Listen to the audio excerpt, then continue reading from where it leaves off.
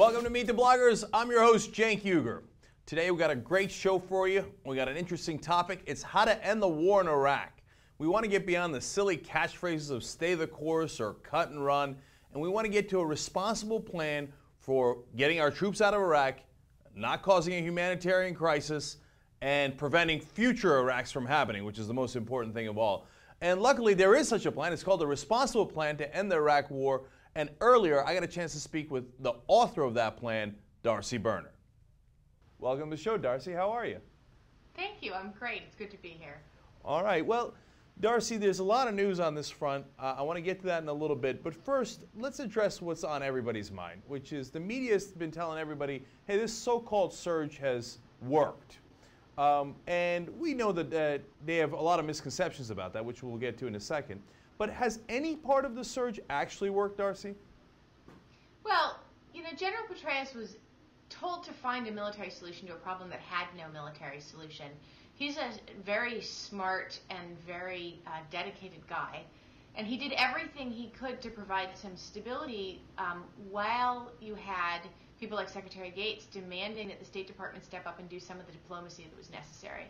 All along, the problem was that we weren't doing the diplomatic, economic, and political work that was necessary to find a real solution to the problem that we had. And to the extent that we've made progress, it's because we've been doing diplomatic, political, and economic things to make a real difference in Iraq. So do we have a great irony here that the media has learned all the wrong lessons? That instead of focusing on the things that we did right, they say, well, all right, it was a military solution. They put in 30,000 more troops, and voila, it worked. I think that the media would be well served by paying better attention to what was actually going on and asking some more difficult questions. But the American people are pretty bright. I mean, the voters that I am talking to understand a lot more than I think people give them credit for understanding. Well, Darcy, one of the people in our live blog is also very bright. In fact, almost all of them are. But the one I'm going to quote here is Angie. She wants to ask you a question. Darcy, you've said that whether or not the surge is working is irrelevant, but the surge has affected public opinion. How does your plan address the success of the surge? Is there a need to update it in light of any changes of the conditions on the ground?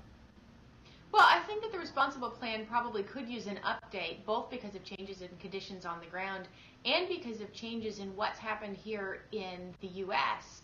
A lot of what we laid out in March that needed to happen in terms of what Congress could do, we've made substantial progress on.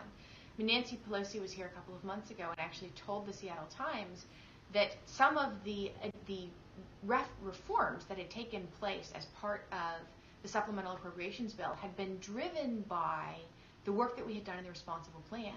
That the fact that there were so many challengers all over the country demanding that we do these things, and this enormous grassroots pressure to do things like reform our torture policies for the military and make it clear that things, that the torture's not okay, that interrogation techniques not in the Army field manual aren't okay, that we needed to hold contractors in Iraq responsible for their actions, potentially criminally if they committed criminal acts, that we had to pass a new GI Bill to deal with keeping the basic promises that we've made to the men and women who serve this country.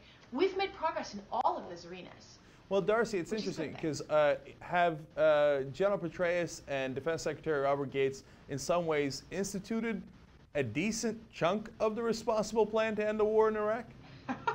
I think the things that we laid out as what needed to happen as a roadmap, we've made progress on from a whole bunch of fronts. I think that what General Petraeus and Secretary Gates have done, what the House of Representatives and to some extent the Senate have done, at this point what Secretary of State Rice has done are the things that we described in the Responsible Plan as needing to be done to be successful. To the extent that we've had success, it's on the roadmap that it was clear from the beginning we needed to follow.